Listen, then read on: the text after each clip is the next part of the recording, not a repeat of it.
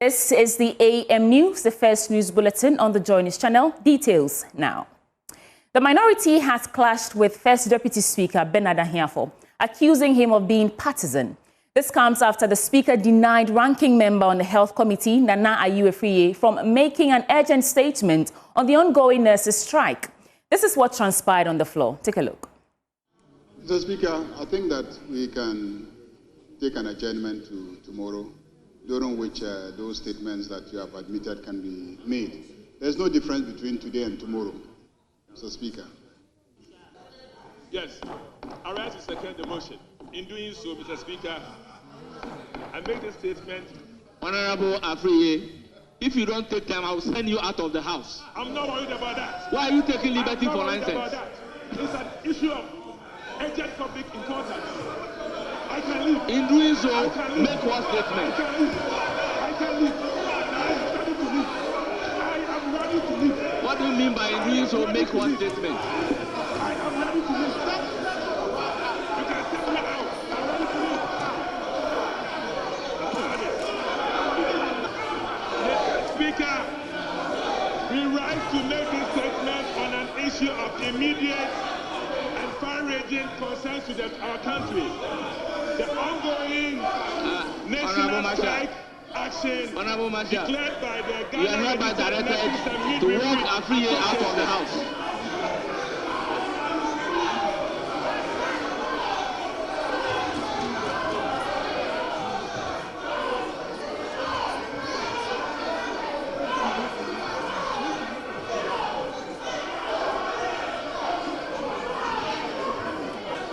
The question is, as many as are in favor of adjournment, say aye. Ayes have it. The House is adjourned to tomorrow, Wednesday, 11 June 2025 at 2 p.m.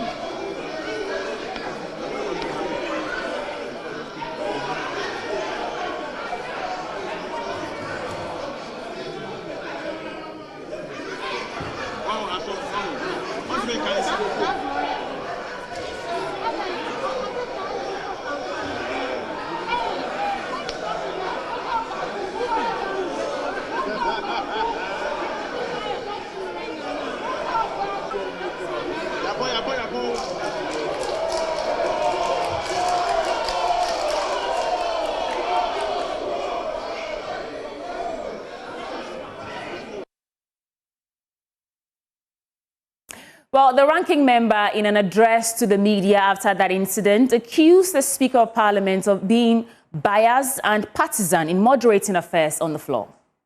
To explain to the public the extreme partisan nature of the First Deputy Speaker of Parliament. He's been extremely partisan this evening, disregarding the provisions of the standing orders of this House. This House has orders, and the order in 93.1 allows for issue of urgent public importance for statements to be admitted. Minority pleaded for him to exercise the highest form of discretion. But the First Deputy Speaker failed.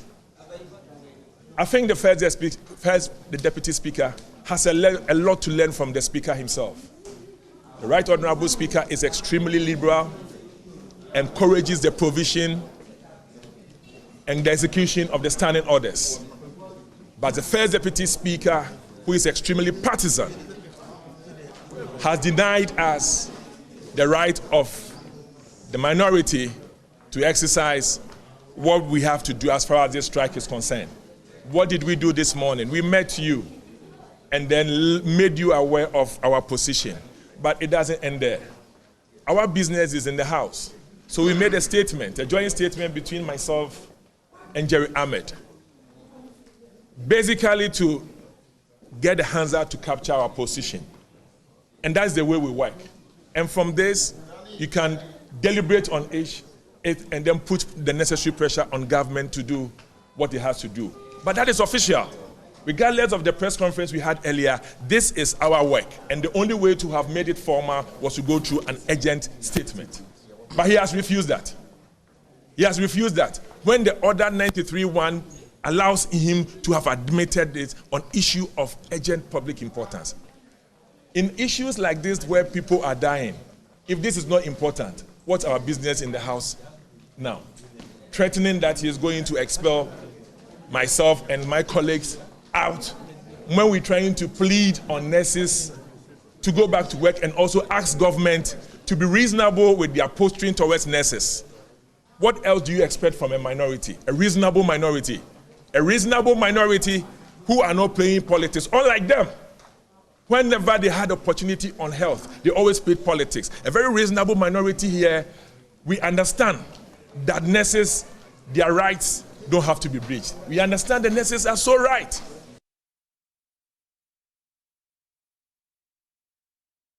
In other news, legal practitioners are advocating for limitations on the president's power of appointment. This call follows the removal of Ghana's Chief Justice, Justice Gertrude Torkornoo, which has drawn widespread criticism and renewed calls for constitutional reform. According to Emerita Professor at the University of Ghana, Professor Techiwa Manu Esquire, appointment processes should be based on competence and qualifications. She lauded ongoing calls for constitutional reviews, particularly those seeking to revise the government appointment powers. Abigail Eselin-Krumah has more in this report. The program was the 12th Juris Confab of the University of Cape Coast's Faculty of Law.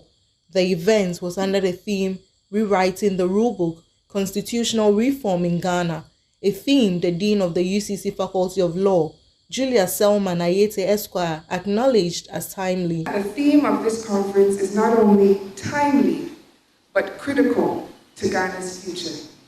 I trust that our speakers' expertise, experience, and viewpoints will give us cause to deeply reflect on the issues our nation currently faces. Professor Techiwa Manu Esquire, an Emerita Professor at the University of Ghana and a Senior Fellow at CDD Ghana, is asking that a current constitutional review should include limiting the president's power of appointment. We have a constitutional review committee going on now anyway, so it's not that I'm advocating for it, it's already happening. But the point is, like other speakers said, they will receive so many submissions. So which ones will they take? Which ones may be desirable, but they are not for the Constitution? So we have to sift through what are the really important things that we should do. And one of them for me is cutting down the excessive power of the president, his power of appointments, etc. The Vice President of Imani Center for Policy and Education, Bright Simmons, urged accountability for outcomes of policies. We don't judge, rate, review, reward, and punish duty bearers and policy makers on the outcomes of policy and the designs of policy, except in terms of the aggregate outcomes of all policies. So, do you have food security? Do we have a good environment or a clean environment? We understand those things and we keep an eye on them, but not the pathways to them, which are just as critical. So because of that, we have huge problems in this country. From UCC, Abigail Eselin-Krumah reports for Joy News. Let's go to Bono East now, because with the basic education certificate examination starting today, Afenyo North is taking a stand against the growing crisis of exam malpractice, which is rising sharply across the country. But Municipal Chief Executive Cesar Fosu Champong is pushing back, personally visiting schools to deliver a powerful message encouraging students to believe in themselves. He also distributed thousands of mathematical sets and pens to all 1,600 plus BECE candidates across the municipality. And Joy News' Anas Sabit tells you more. With the basic education certificate examination starting this week, the pressure is palpable across Afenyo North, with these young minds holding the future of the municipality. But this year, the future faces a shadow, a reported rise in exam malpractices nationwide according to the West African Examination Council. Stepping into this critical moment is the Municipal Chief Executive of Afenyo North, Cesar Fosu Champong.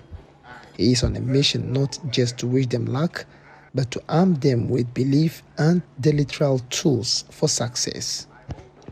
More practices in examination has become a phenomenon, which I think it is not the best it does not allow us to actualize the beauty of the examination. And it has been a problem for the entire country. All that I want to say is that when you believe in yourself, I don't think you have to rely on APO, as it's used to call, to pass. So I have encouraged the student that they should have self-belief. And backing his word with action, the MCE brought tangible support. Thousands of mathematical sets and pens, the essential weapons for this academic battle, are being distributed to every single BECE candidate in the municipality. A gesture saying we believe in you and we've got your back. As a municipal chief executive who was once a teacher, I know the challenges that the students face during examination. Lack of proper materials and tools that they use. That is why I took it upon myself that I'll assist them in that way. The visit, coupled with the gesture, according to these pupils, serve as a morale booster ahead of their exam. They promise to make the entire municipality proud. The MCE coming here has served as a morale booster, which will help us to perform better in the coming examination. I give thanks to the municipal chief executive that he gave me these tools, and I promise him that I'll pass the exams. Anna Sabit, Joy News, Afenyo North. To the OT region now, because some BECE candidates in the OT region say they are ready to obtain the required scores to secure placement in their first choice schools. According to them, the support and preparation provided by the parents and teachers have equipped them well, and they are determined to achieve the necessary grades to make their families and schools proud. Peter Senu has more in this report. Getting a grade A school in the national capital may be a daunting task for the countryside learner, but this odd, the learners say they are ready to defy. They boldly mention the schools they want to attend after this level. According to them, their teachers have prepared them well for the examinations. Here are some students from KJB district. Accra Academy, Keta School in Kpandu. First of all, my cousin is at Accra Academy, so I want to try my best to make it there.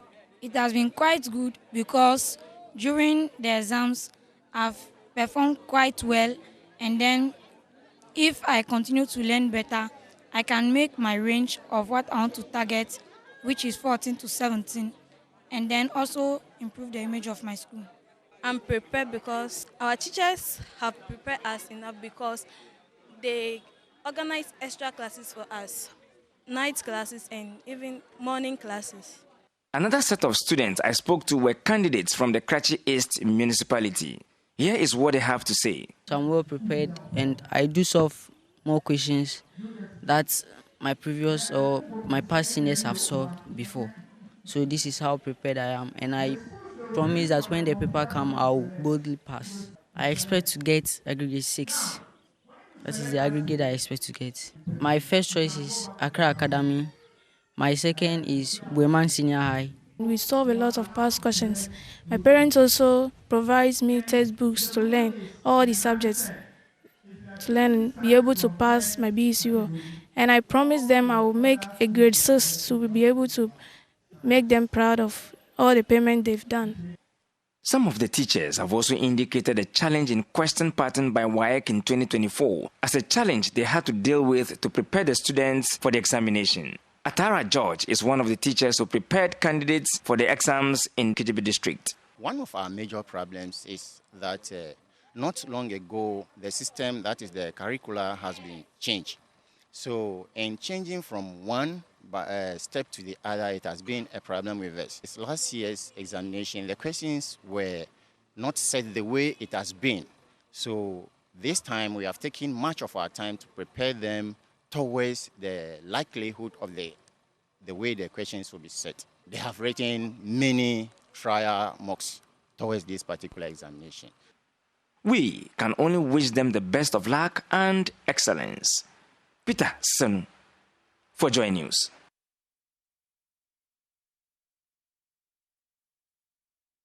It was all cheers for St. Louis Senior High School as they kicked off the 7th edition of the Love FM High Schools Debate Competition with a big win.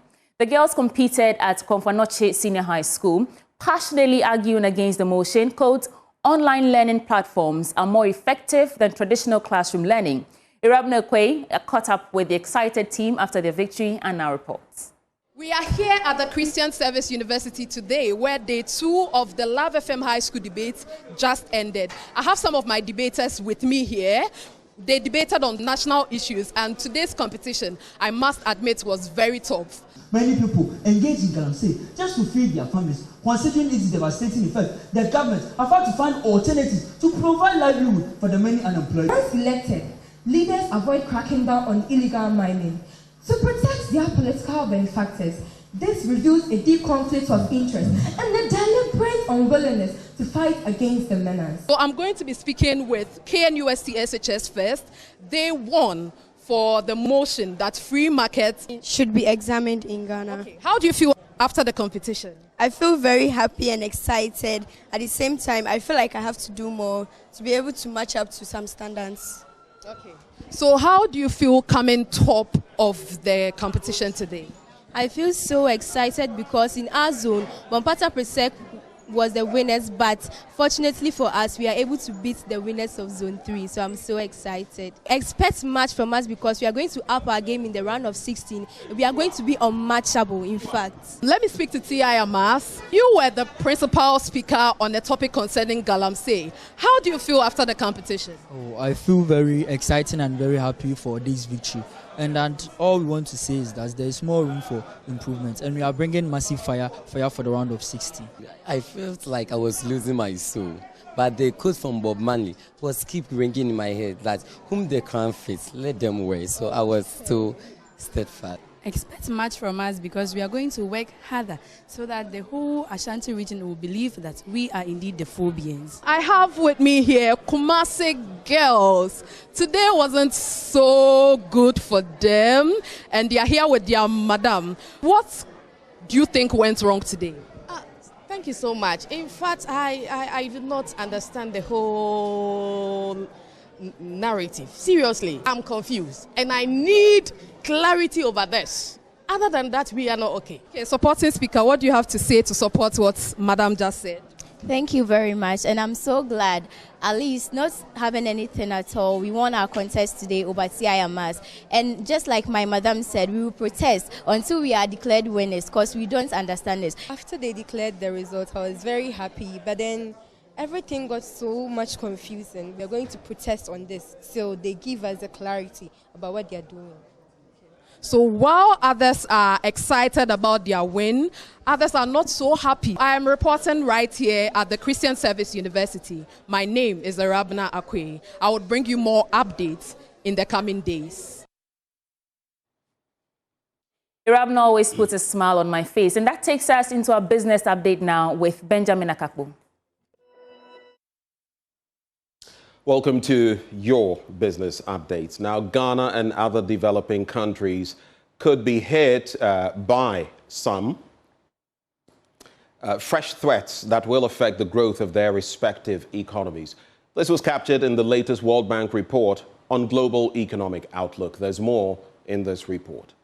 The World Bank in the report noted that this development could hit developing countries like Ghana and result in what could be described as triple threat, that is high debt, sluggish trade, and mounting uncertainty. The World Bank in the report also noted the slowdown has been influenced by heightened trade tension and policy uncertainty as one of the many drivers of the slow growth. Thus, the World Bank says this year, 60% of the economies are going to witness weaker growth. It also added that global growth will slow down this year and would be the slowest pace since 2008 outside of outright global recessions. The World Bank argues that turmoil has resulted in growth forecasts being cut in nearly 70% of all economies across all regions and income groups.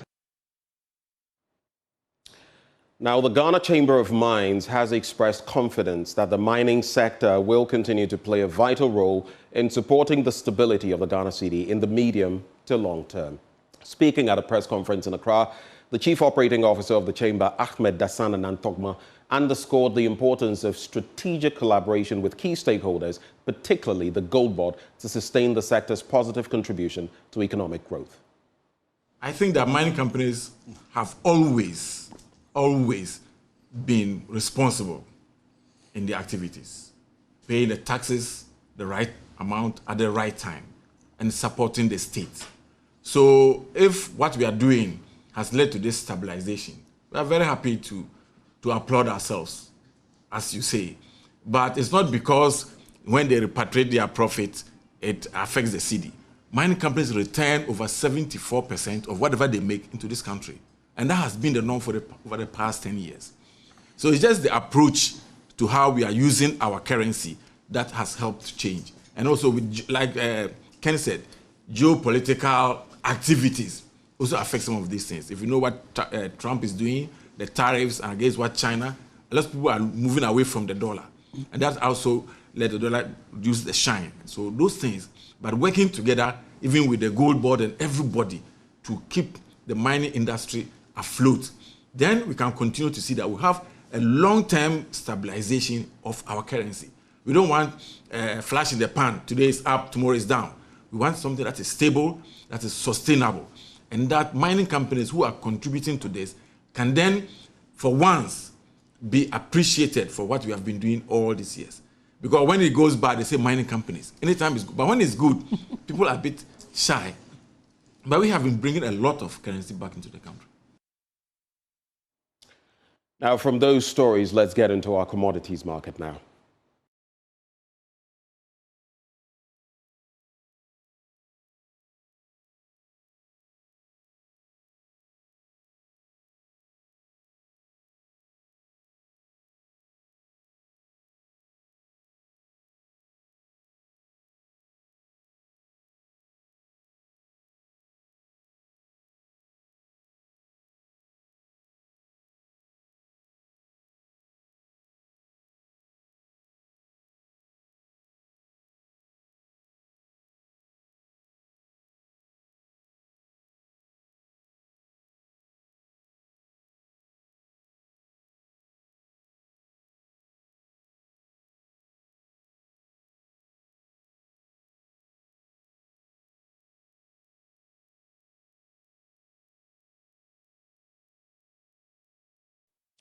Thank you for staying for your business updates. We take a breather now. When we return, we'll be serving you all the action in sports, courtesy of Muftau Nabila Abdullahi.